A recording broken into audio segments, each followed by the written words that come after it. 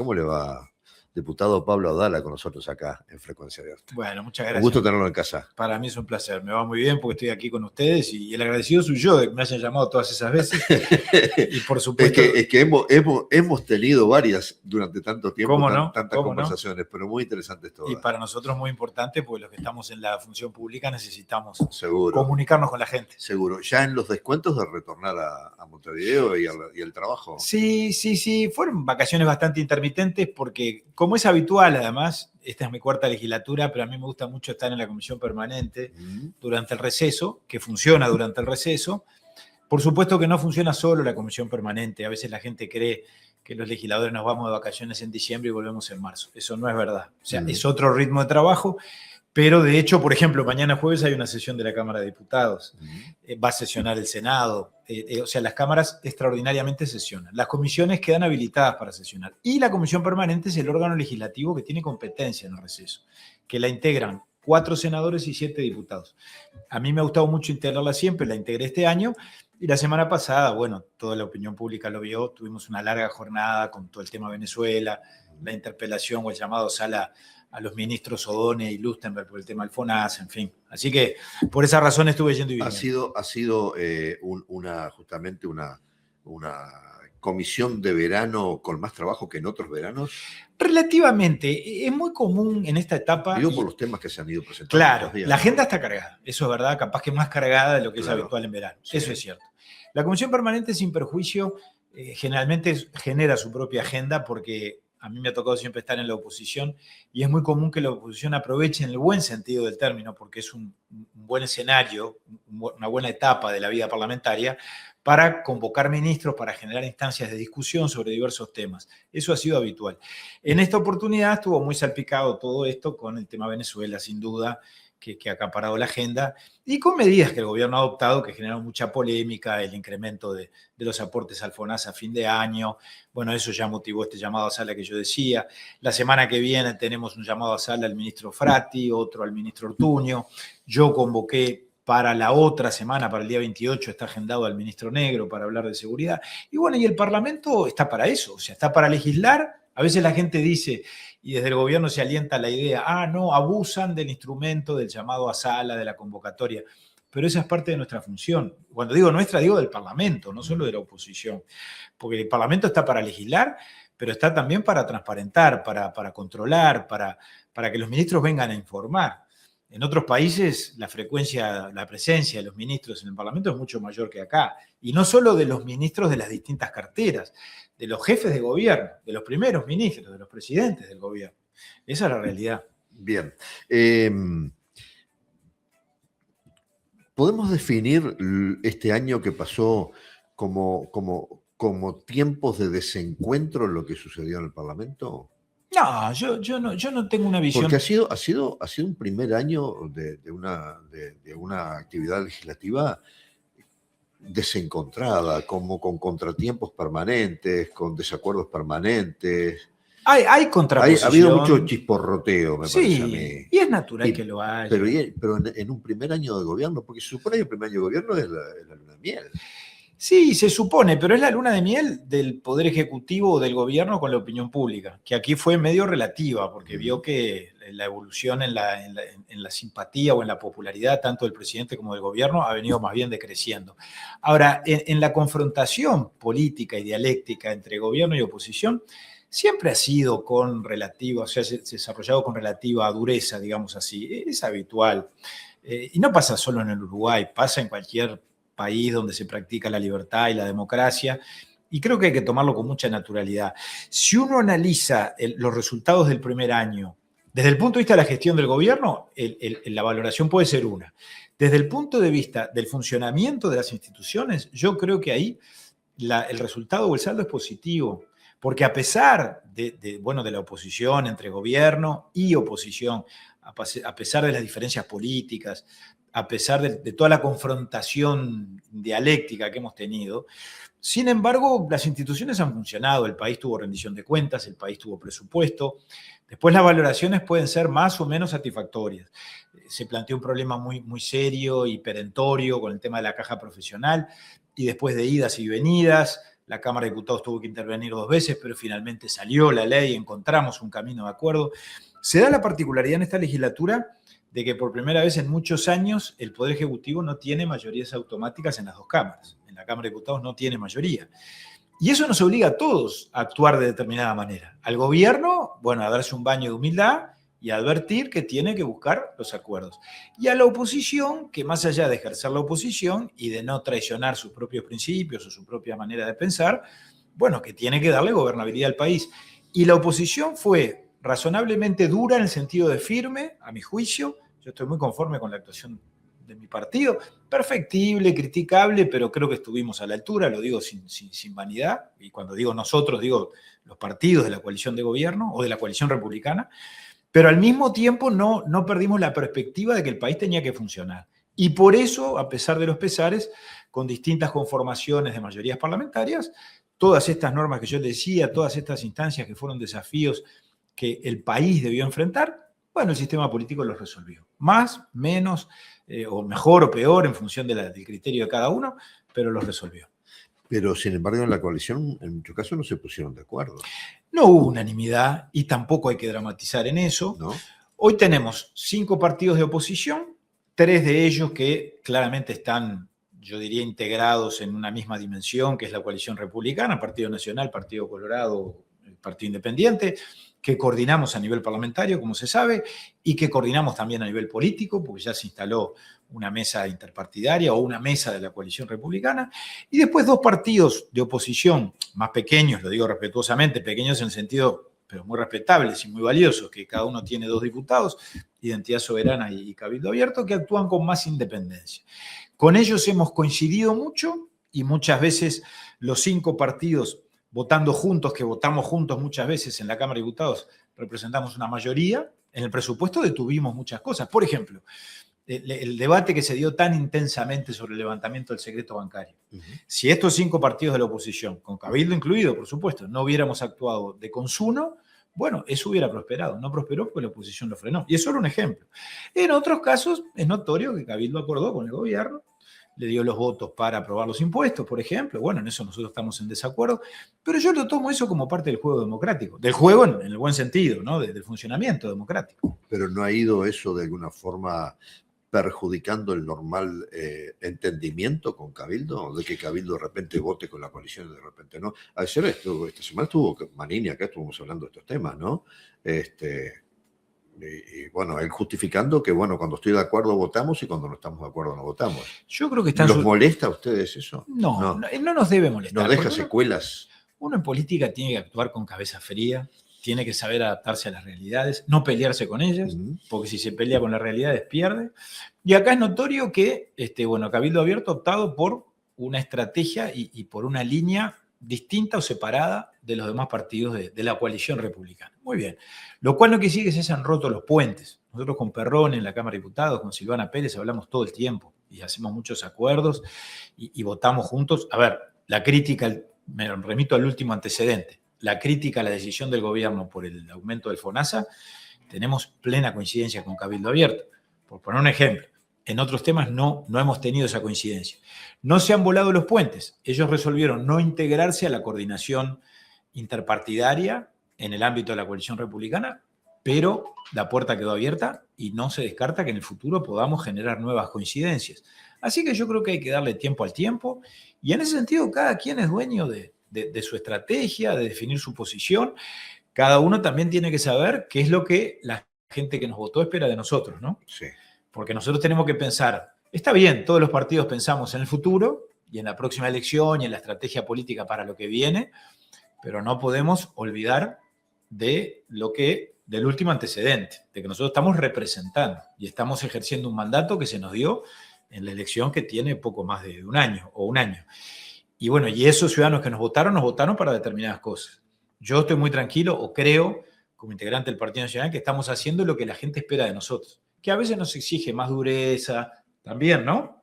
Uno no puede dejarse llevar por la manija de las redes sociales, pero en las redes sociales o fuera de ellas, a veces la gente, bueno, coincide más, coincide menos, con un estilo, con otro estilo.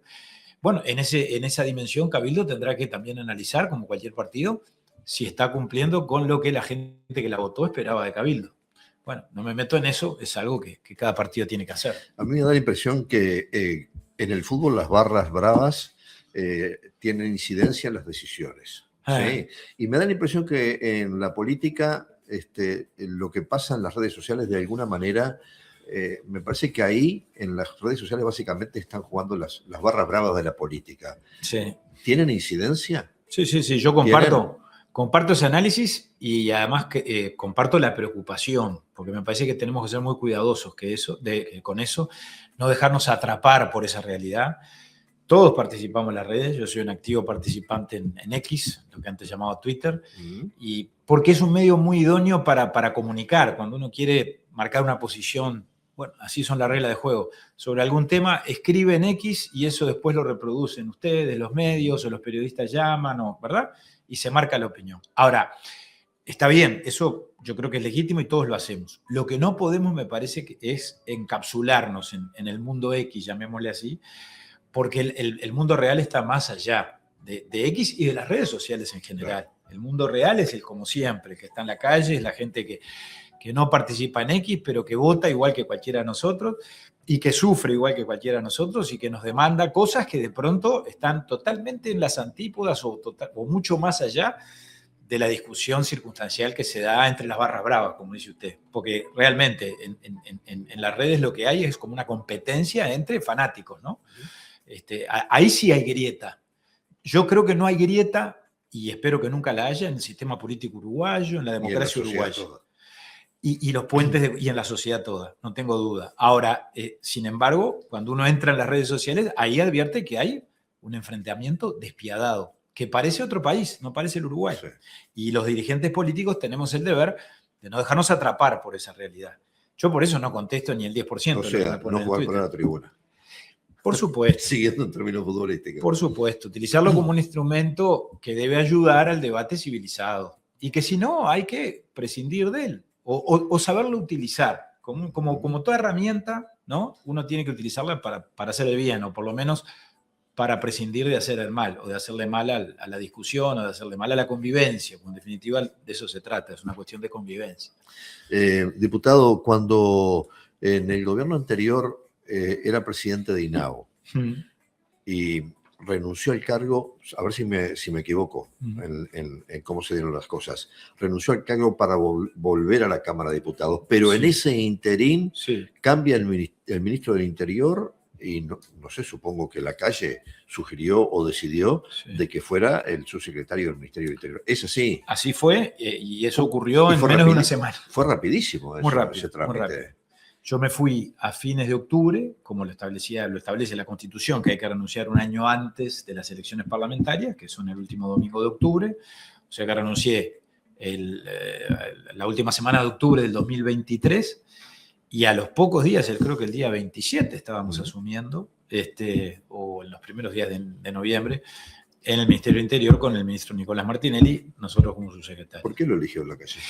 Bueno, eso habría que preguntárselo al presidente Lacalle. Yo realmente me sentí muy, muy honrado en esa oportunidad, como en la responsabilidad anterior que me dio nuestro gobierno, en mi gobierno. Yo me sentí muy honrado de integrarlo, estoy muy orgulloso de haberlo hecho. Y por supuesto, para quienes fuimos llamados a colaborar en una tarea o en la otra, la presidencia del INAU es una tarea de enorme responsabilidad. Cuando uno está allí y ve de adentro lo que representa el INAU en la vida de la sociedad, en términos de la atención a toda la niñez y la adolescencia vulnerable, que tenemos el desafío desde el Estado de acompañar en cuanto a proteger a la infancia que está vulnerada y al mismo tiempo promoverla en el ejercicio de sus derechos. Uno se da cuenta realmente allí lo mucho que se juega, no solo en el INAU organismo público, sino en todo el sistema vinculado precisamente a la promoción de la niñez y de la adolescencia. Y a todo lo que nos jugamos en esa etapa de la vida, los seres humanos y la sociedad en su conjunto, por lo tanto.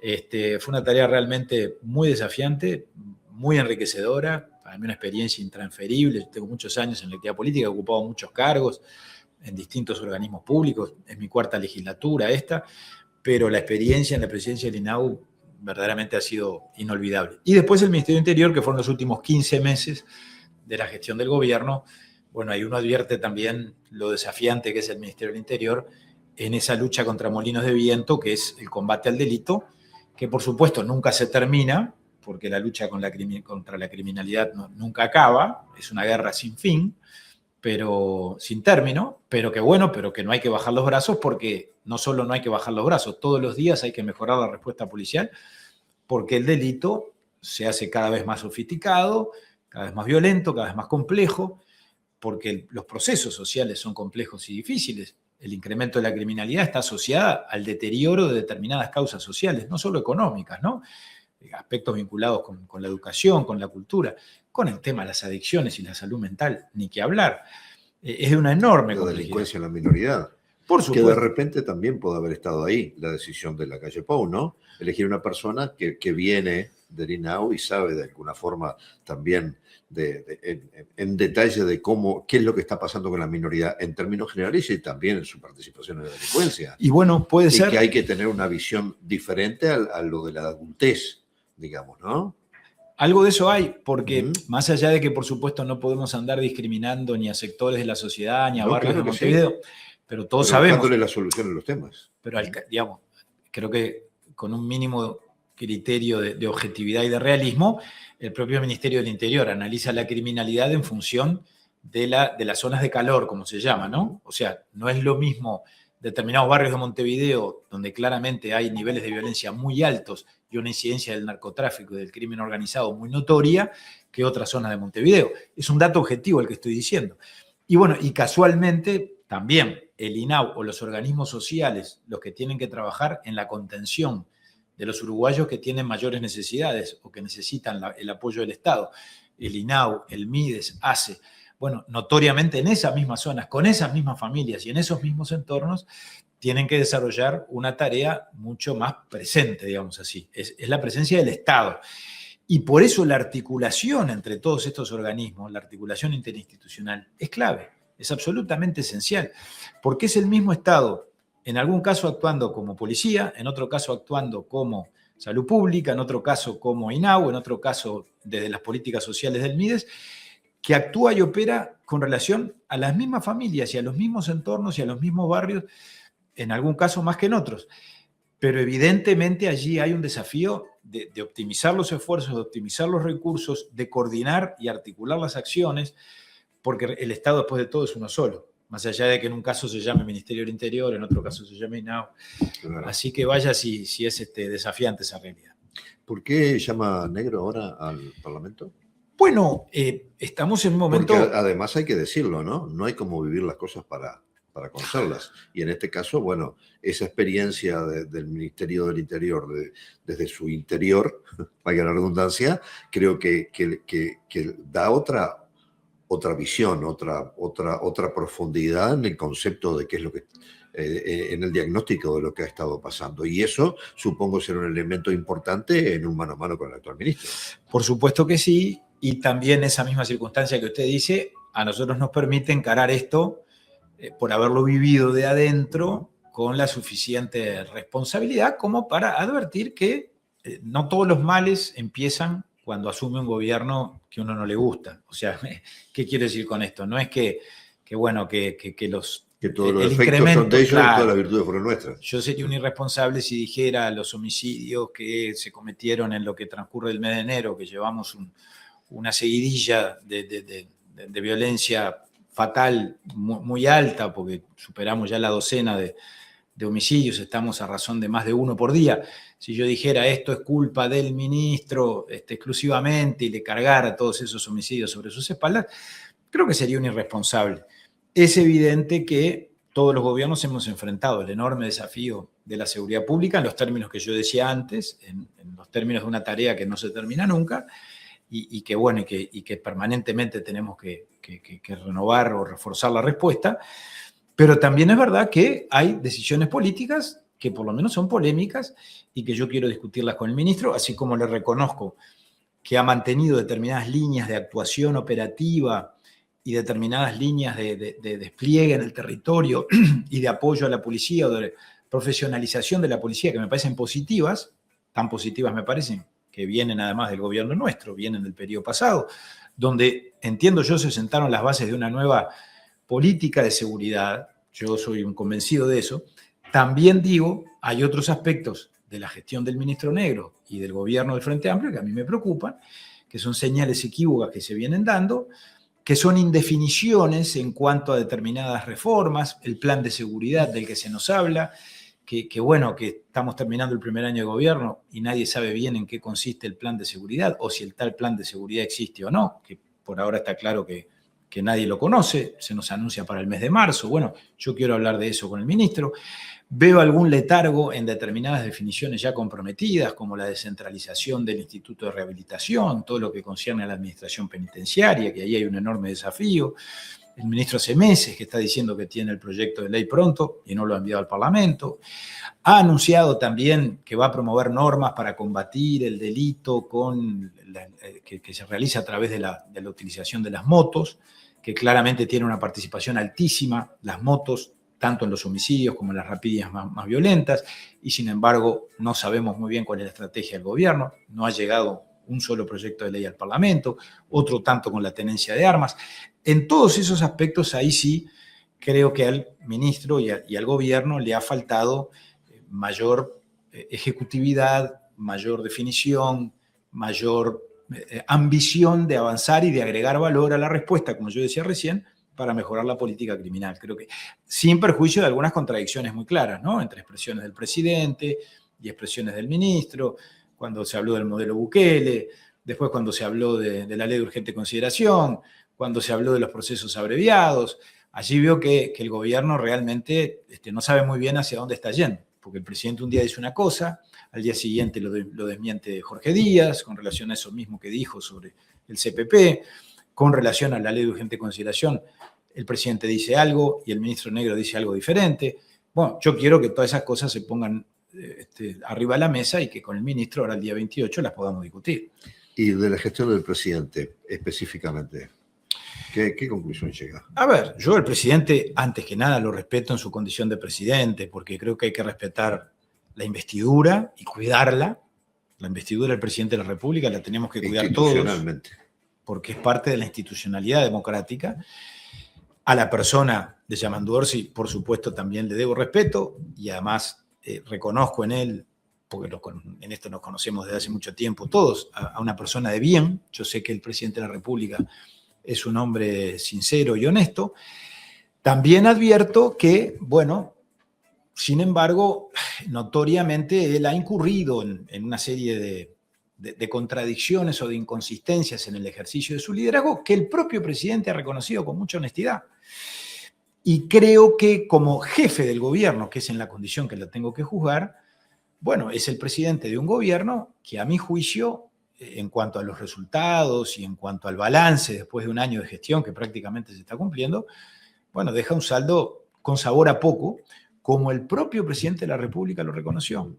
Yo creo que el propio presidente no está conforme con su propia gestión. Lo dijo en el desayuno de búsqueda que hubo ahora en el mes de diciembre, que fue una especie de balance. Dijo, debimos haber hecho más y por lo tanto me queda sabor a poco. Porque reitero, el presidente es un hombre muy, muy sincero, muy franco.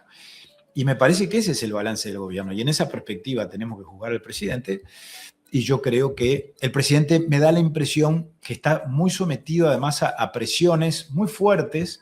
No debe ser fácil ocupar la posición que él ocupa como presidente de un gobierno del Frente Amplio, porque además una cosa es el temperamento de Orsi y otro era el temperamento de Vázquez, me imagino, pero notoriamente encabezar un gobierno de un partido con tantas contradicciones, con tantas presiones internas, nosotros lo vimos durante la etapa del presupuesto.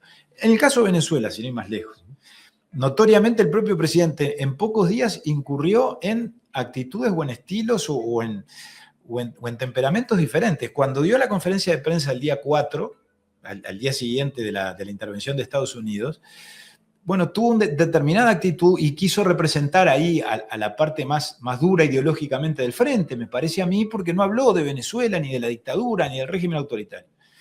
Y eso yo mismo se lo reproché cuando tuvimos un debate en la Comisión Permanente días después. Ahora, la última intervención del presidente es totalmente compartible. Allí me parece que Orsi habló como Orsi, más que como presidente del Consejo de Ministros, y habló del régimen autoritario en Venezuela y eso le valió desubicada expresión del canciller venezolano. Entonces, me parece que eso pauta también cómo en temas importantes, este es uno de ellos, el presidente, creo yo, está en un equilibrio permanente entre distintas corrientes, distintas sensibilidades, distintas miradas de su propio partido. Para ir redondeando esta interesante conversación, ¿y cómo está la realidad del Partido Nacional? Yo estoy muy esperanzado y muy contento con la realidad de mi partido. Es perfectible, mejorable, por supuesto, pero veo al partido, y tengo ya algunos años en esto, he visto etapas de la vida del país y del partido, pero como pocas veces en cuanto a la unidad partidaria y en cuanto a la movilización partidaria y al entusiasmo. Veo una gran articulación. A los blancos siempre se nos ha dicho, y hemos dado ejemplos en ese sentido a lo largo de la historia, que somos bastante desordenados, será por esa cosa montonera que nos viene de las revoluciones de la guerra civil y todo aquello, pero que bueno, que hemos pagado mucho tributo a la falta de disciplina, de organización, de orden interno. En este momento veo una coordinación y una articulación entre la autoridad partidaria, el directorio, la agrupación parlamentaria, dentro de la agrupación parlamentaria, senadores y diputados, definiendo posiciones comunes, por ejemplo, en el presupuesto actuando conjuntamente en las dos cámaras para que cuando el presupuesto llegara al Senado, los senadores ya supieran cómo nos habíamos manejado en la Cámara de Diputados y viceversa. Bueno, eso realmente a mí me tiene muy contento y muy entusiasmado. Yo creo que el partido ha entendido, después del dolor del traspié electoral y de haber perdido la elección, una elección que además nos dolió mucho porque pensamos que la ganábamos y porque además estábamos tan compenetrados con la gestión del gobierno que creíamos que solo con la gestión del gobierno ya daba para ganar la elección. Y está claro que no alcanza con hacer las cosas bien en el gobierno si uno a la gente a eso no le agrega la ilusión o la expectativa o la certeza de que lo que va a venir es mejor todavía. O la posibilidad de no repetir porque no hay reelección. Exactamente. Y un liderazgo muy fuerte de la calle Pou también. Por supuesto, seguramente se dieron una serie de factores, pero el hecho es que estábamos tan convencidos que ganamos que como no ganamos, nos dolió mucho y el proceso interno de cerrar las heridas fue largo, fue complejo, con algunos reproches públicos incluso, que a todos nos preocuparon en algún momento. Ahora, todo eso se zanjó. Hoy tenemos un directorio votado por la unanimidad del partido, en una elección magnífica, con competencia democrática, la famosa convención que tanta expectativa generó, y un directorio liderado por Álvaro Delgado que francamente está movilizando al partido, modernizando al partido, reestructurándolo, el partido está siendo protagonista, y el partido, como partido que dejó el gobierno, está viviendo y latiendo donde tiene que vivir y latir, en su estructura, en su propia estructura, en las departamentales, en el directorio, y en el Parlamento, obviamente, donde estamos los representantes directos de la ciudadanía, en nombre del Partido Nacional, y todos articulados y coordinados. Así que a mí me tiene muy contento esta etapa del Partido Nacional, y hay un clima, además, muy disfrutable, que yo como ya viejo parlamentario lo estoy disfrutando mucho. ¿Podemos coincidir en que uno de los problemas principales el partido lo tiene definido y que es su liderazgo y la repetición de la candidatura de Luis Lacalle Pou? A ver, ¿Eso puede facilitarle las cosas a interno del partido? Podría, separo liderazgo de candidatura, que coinciden muy fácilmente, pero hay que analizarlos por separado. El liderazgo es incuestionable, indiscutido. Luis es el líder natural. Yo esa es la expresión que he utilizado del Partido Nacional. ¿Qué quiere decir natural? Bueno, el líder que no hay que andar fundamentando, que es el líder y que todo el partido reconoce. ¿Por qué? Y que todo el partido reconoce como tal. Que eso es una novedad en la historia del Partido Nacional. También. Porque el Partido Nacional, que tuvo más liderazgos fuertísimos, ¿no? Menciono los dos más notorios, Luis Alberto de Herrera y Wilson Ferreira Lunate. Bueno, los dos fueron muy discutidos en su tiempo, en el sentido de que siempre había otra alternativa que competía internamente o no, más allá de que ellos fueran la mayoría del partido. Bueno, hoy eso no se da, porque hoy Luis Lacalle Pou es reconocido por el partido entero. Después hay líneas, sectores, grupos. Yo integro el sector de centro, con la lista 5 en Montevideo, que es la mía. Está Aire Fresco, está la 404, Alianza País, etc. Pero ya son líneas o grupos que estructuran la interna partidaria en ese contexto, repito, de armonía y de unidad. Después las candidaturas, faltan 4 años, no sabemos qué va a pasar. O sea, que Luis también es candidato natural, lo es. dependerá de la decisión que él tome, dependerá del proceso político, y creo que no hay que apurarse, porque a todos nos encantaría que el partido vuelva y que Luis Lacalle Pou sea presidente de la República por segunda vez. Pero para que eso pase, hay que vivir la vida, hay que transcurrir estos 4 años y hay que hacer las cosas bien. Y nosotros ahora tenemos que cumplir nuestra responsabilidad, lo que yo le decía antes, ¿no? No desatender que estamos cumpliendo un mandato. Y ese mandato lo tenemos que cumplir y cumplir bien si queremos que después la gente nos dé de vuelta la confianza y volver a ganar. Gracias por su tiempo y gracias por la visita. No, gracias por invitarme, Buen ha sido un año. placer. Buen año. Igualmente, a las órdenes siempre.